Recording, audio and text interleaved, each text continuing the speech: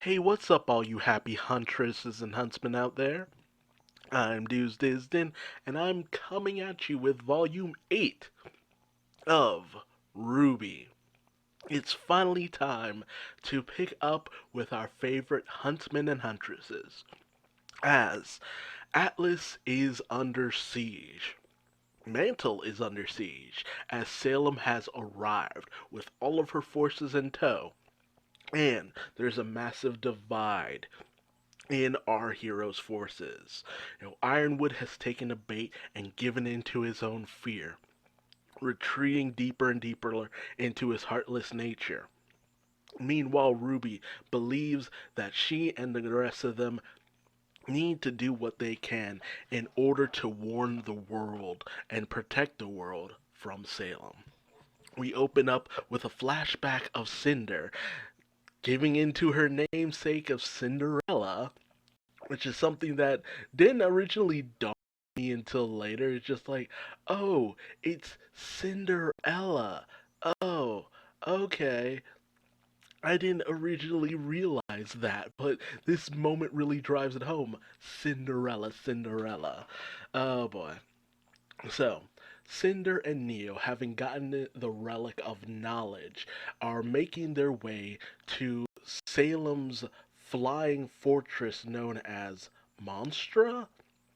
Yeah, I'm pretty sure it's called Monstra. Yeah, so it's very similar to Monstra, which immediately means there's going to be some involvement with Penny going up there. I swear to God, the fairy tale foreshadowing in this series is palpable. But we'll just have to wait and see on that end. So she makes her way into Salem's citadel, and you can tell Neo's not feeling any of this. And that's the thing, too. When it came to Roman Torchwick, it was obvious he was all about the petty crime, a little bit of thieving here and there, nothing major. World domination and destruction, I couldn't see the guy getting on board with all of that, but we'll just have to wait and see. As Cinder hands over the relic to Salem because ultimately she failed in getting the Winter Maiden's powers, so she had to come back with something. Although she makes it seem like she's the one who retrieved the relic, which of course pisses off Neo because it's just like, wait, I did all the work, ya bitch. We also have Tyrion come in, who is trying his best to just stoke the flames of rage within everyone, saying, oh, the failure returns with something, but that doesn't really mean much since it only helps to cover up another failure. One failure and one success kind of leaves you about dead even, if nothing else. We also get a bit of a reintroduction to uh, Emerald, Mercury, and Hazel, who is looking a lot more intimidating than the last time we saw Hazel. I'll tell you that much. But poor Emerald, she's excited to see Cinder, but Cinder completely dismisses her. And, Tyrion uses this as a bouncing off point that, man, Emerald, she has such devotion to you, and it doesn't make sense. I mean, after all, you're such a failure. You weren't able to gain the Winter Maiden's power, but Cinder is determined to do that job and get it done.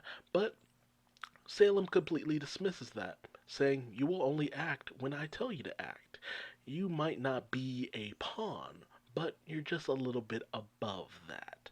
So just do what I tell you and nothing else. Okay, thanks, bye. And she shoos them away as and Cinder just kind of goes with this. And I'm genuinely wondering what happened in Cinder's background. She had to have this evil stepmother or something, but what took her down this path? What made her the evil Cinderella? And is Salem her fairy godmother? Hmm. Hmm. It just Ooh, I love them fairy tale connections. They're always so fun to try to connect the dots. Meanwhile, in the Faunus slums, because of course, if nothing else, we're always going to have that good old fashioned racism with, of course the Faunus live in the slums, but Oscar landed there after being, shot off the platform where the, relic was by Ironwood, sent plummeting to what could have been his death, but he managed to save himself by tapping into Osborne's powers. He found himself all the way down here amongst the faunus, with one helping him in particular, even offering him some food. But then he ends up finding that being found by an Atlesian airship with Rwby inside, gladly welcoming Oscar aboard as they had been looking for him. And as they head back into Mantle, we see Grim continue to slowly trickle in to the city.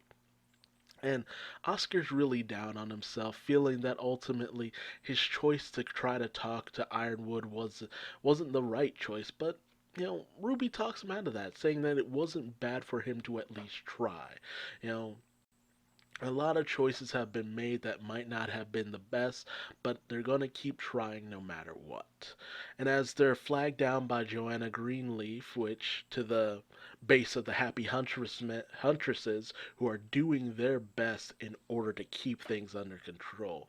Fiona's out in the field doing her best to, help people here and there. We see that May has basically kind of taken a form of command, at least in terms of communication, and everyone ends up being reunited at last. Everyone but Crow, who unfortunately has gone missing for the most part, with them not knowing about the situation that happened with Crow, Robin, and Clover, and Tyrion. We also have a moment where Ozpin kind of questions why Oscar isn't telling them that he's back, though Oscar says that he wants a few more answers out of Ozpin before he reveals that. But they're kind of at a loss. They don't know where Crow is, and they're questioning what to do next.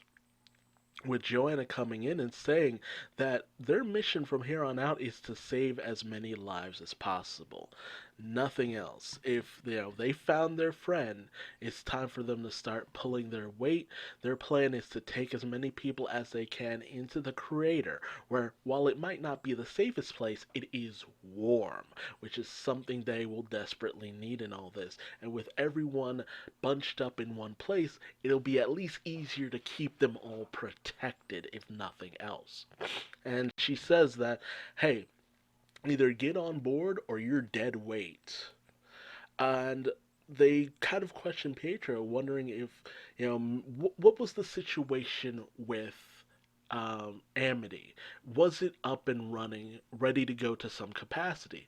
And he mostly says that for the most part, yeah, but there would need to be an activation from one of Ironwood's terminals, one within his office and another at the military base at the bottom of um, Atlas, which Rwby elects to go towards. However, there is like this episode's titled, a divide amongst the people, namely between Rwby and Yang, with Rwby feeling that they need to do what they can to get the message of Salem out to everyone, get everyone on board about what is going on with Salem. That way, everyone can have some form of united front come together and have some chance of taking her down. But Yang feels that they should be out there right now protecting as many people as they can. That's the stance she's taking, with Nora ending up taking Ruby's side and Ren taking Yang's side, and Jean kind of caught in the middle, feeling that, hey, both of you have valid points, but we can't just divide ourselves like this. Not like this. Can't fight amongst ourselves that we have to do one way or the other. We can do both. That's the best option here. With Penny actually even suggesting that maybe she should just give herself up to Salem along with the relic and just let it be done, which, yeah, Penny, I don't like that frame of thinking. That's bad. That's very bad, Penny. No, no. And everyone shoots that down, thankfully. So no. None of that, Penny. I know you're probably going to do this at the end of the series, towards the end of the series, but no, Penny. Bad Almost Human Girl. Although when it comes to one of the missions, she chooses to go along with Rwby to access the terminal. and she is not taking no for an answer. So while Yang gets keys from Pietro to access um, his medical office, I'm blanking on what it's called usually. She heads over there with Ren as well as Jean and Oscar going with them to do what they can in order to help the people.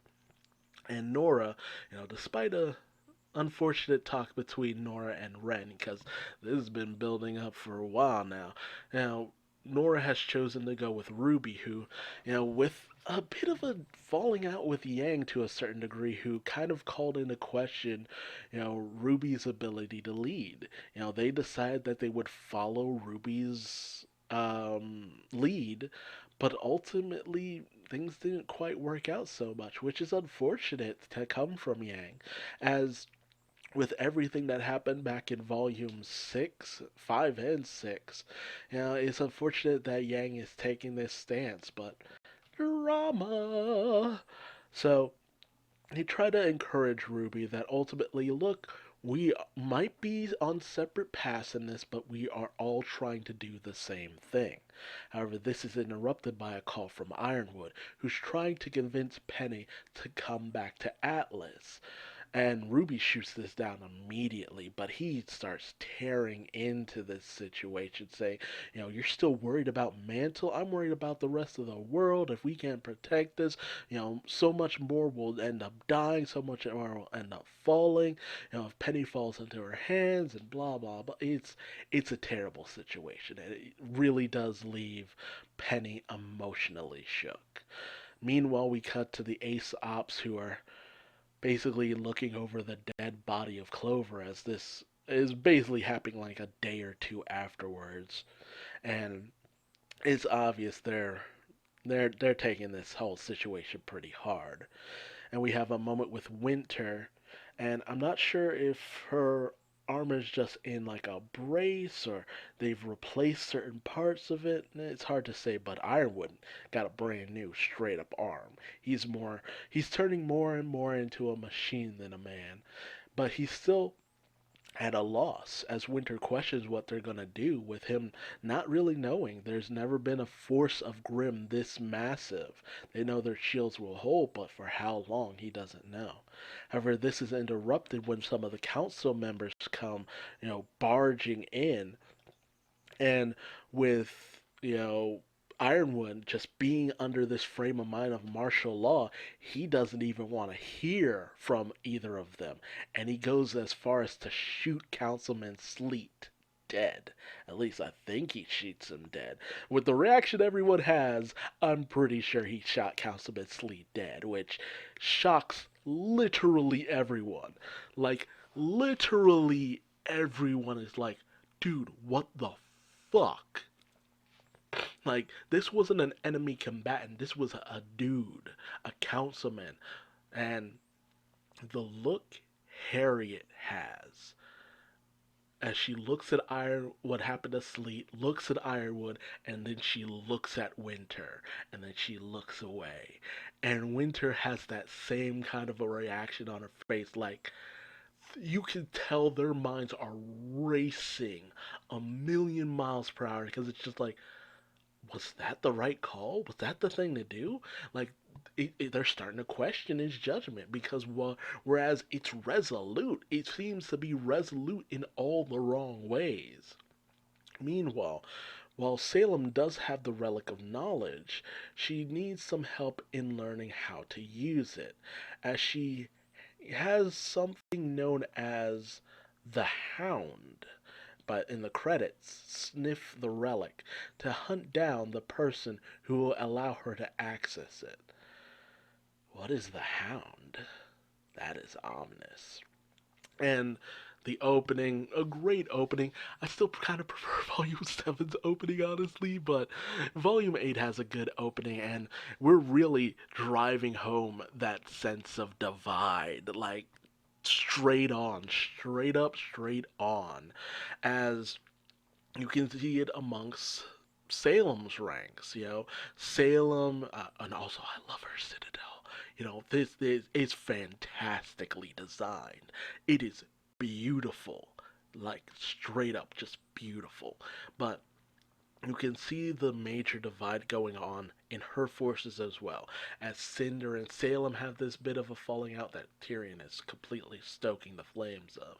But Cinder continues to just kind of put down the people who have kind of put a bit of faith in her, namely Neo and Emerald. Like, you can literally see it in the opening. It's just like she is completely disregarding them, despite the fact that they are the only reason she's managing to get as far as she can in terms of Salem's eyes. So it's just like, yo, Cinder, you better watch your back because you're really starting to lose the people who actually believe in you. But, Salem is on the warpath. She is ready to do what needs to be done to take this place down and get what she wants. The whole situation in the slums is still sad to see that the Faunus are treated in this way, even during this terrible time when all of them should be coming together. And the divide within the diner. Oh boy, just real unfortunate. Like, Yang losing faith in Ruby's ability to lead, and while she's not wrong to want to help the people more than anything else, just, it's obvious that Ruby is really kind of heartbroken that they're even amongst their own ranks who believed in, not just flying away from their problems. They've chosen different paths here, and Ruby's really broken up about it. And the divide between Nora and Ren is just because it seems like at every turn, one of them is kind of at each other's throat about the something, with Nora feeling that they need to be more proactive in terms of thing, need to do what they can to get the word out to the people, honesty if nothing else, but Ren having more of an approach of protect who you can.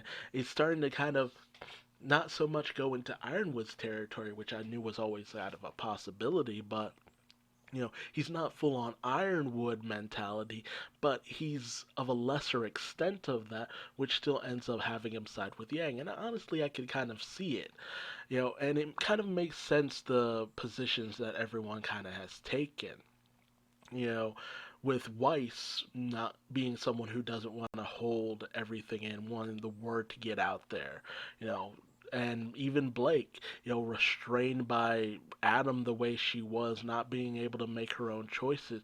They want the world to know and be able to choose their course of action as best they can. Whereas when it comes to everyone else, honestly, with Ren, it was obvious he was going down this path. And ultimately, I feel there wouldn't be a big enough moment if it was just Ren leading the other side of things. But when it comes to Yang taking this hardline stance, I'm kind of surprised, and at the same time, I'm kind of not. Whereas when it comes to Yang, it's surprising that after everything they went through over the past few seasons, this is a choice that Yang has made. But at the same time, a part of me could see her making it as she's on this hard line of just helping people, being there to help. That's Yang's position. She's the most hard-headed of the group, and with something like this, I could kind of see it, but I also kind of feel it's a bit of forced drama. With John and Oscar just kind of going with the flow of things, it's just like, yeah, we might as well just go with the other team just to make sure they don't die. So there's that whole situation, and oof, Ironwood. See, and that's the thing. If he was just arresting people, that would be one thing. But he is making sure that his decisions are uncontested. And the best way he can do that, eliminate anyone who opposes him. And it's a terrible stance to take, honestly. It loses people over time because, again, the Aesops and Winter, they're not about killing people in cold blood in order to achieve their goals. That's what an enemy does. But that's what Ironwood is starting to do. He's just eliminating people in cold blood who don't side with his views.